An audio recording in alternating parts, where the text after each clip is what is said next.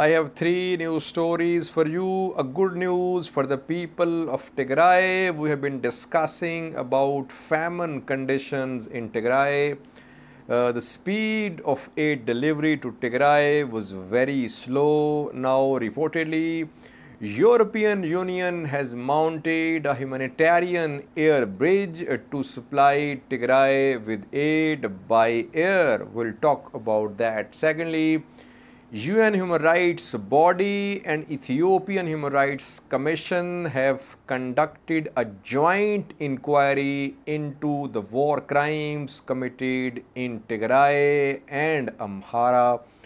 We'll talk about that. But before that, viewers, today a very positive development happened. Some local civil society organizations, CSOs, issued a joint statement about ongoing conflicts in Ethiopia. 24 local CSOs, not foreign viewers, 24 local civil society organizations working for democracy, human rights, they have issued a joint statement. They are calling for cessation of hostilities. They are saying that the future of Ethiopian youth is at stake. Civilians are in danger, and war and violence are not solution to any conflict. And they have rejected this propaganda of war. They are saying that these conflicts are shattering the foundations of Ethiopian society. Ethiopian regions and groups must come together and talks should start. These civil society organizations are saying that local platforms should be used for the holding of talks. Talks must start now. Well, viewers, these CSOs might not be having significant influence in Ethiopia, but at least Ethiopian civil society is speaking. It's calling for peace. I have been talking about that in previous videos, that why is that no one is calling for peace from within Ethiopia? Everyone is advocating for the destruction of other ethnic groups. Why is that no one is calling for start of talks? This is the first voice for peace from within Ethiopia. Because these CSOs are small CSOs, no one knows them mostly. They are 24 in number, but their call for peace must be backed. Because we have seen that international community is divided. UN Security Council could not deliver. Russia, China, India on one side, US on the other. African Union is seen as biased by TPLF. So who is going to resolve this conflict? Salva Kiir's offer of mediation is still pending. Ethiopian government is considering this offer of mediation. TPLF has not responded. So it's a positive development that Ethiopian civil society, though it's weak, at least it's calling for peace. It's saying that Ethiopian future is not in sending its youth to battlefronts. I see this development as a very positive development.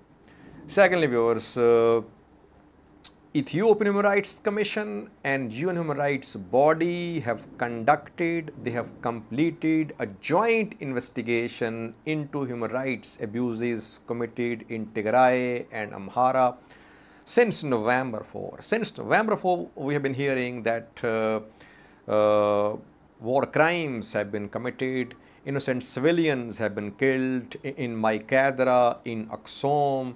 Now we are hearing about Galikoma and Chena as well. Amnesty International conducted inquiries into Maikadra, into Aksum, but those inquiries were rejected by Ethiopian government. Then Ethiopian Human Rights Commission conducted inquiry into Maikadra massacre. That was rejected by Tigray's government. Now the two bodies, one is Ethiopian body, Ethiopian Human Rights Commission, and the other is UN body. They have conducted a joint investigation, and the report, a final report, will be released on the 1st of November.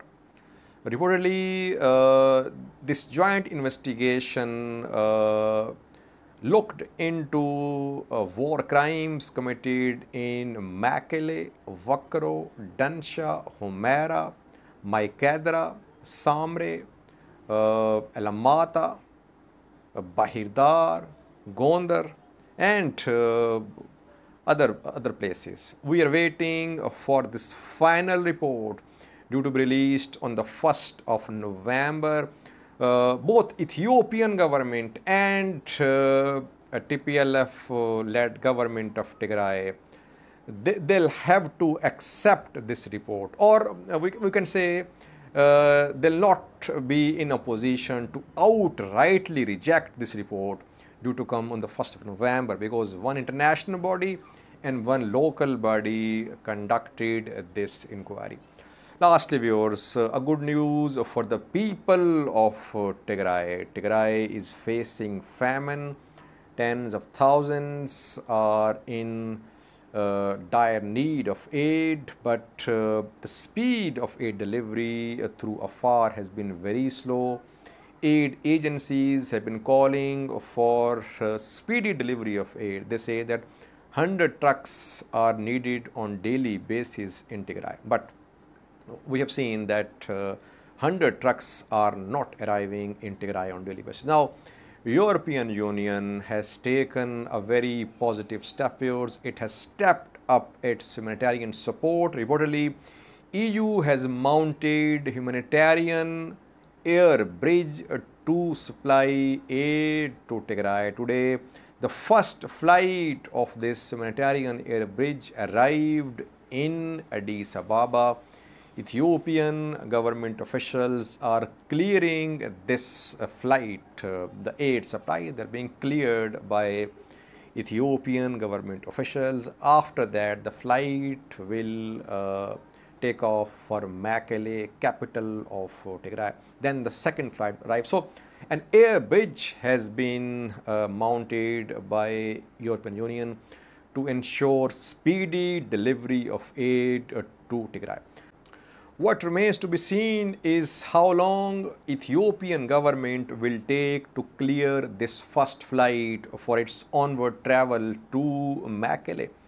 If Ethiopian government takes days, it means the Ethiopian government is not ready to ensure speedy delivery of aid to Tigray. So we are waiting for response from Ethiopian government. How long will it take to clear this first flight? Secondly, viewers, African solution to African problems. Sadly, where is Africa when Tigray, when Amhara, Afar are in need of aid? When it comes to solution, African leaders say African solutions to African problems. When it comes to aid, no African country is to be seen. It's the EU which has decided to mount humanitarian air bridge. Doctors Without Borders, USAID, and dozens of other aid agencies are working in Tigray, in Amhara, in Afar. Isn't it a valid question? Where is Africa? How much aid are they providing to Amhara, Afar, and Tigray? Thank you for watching.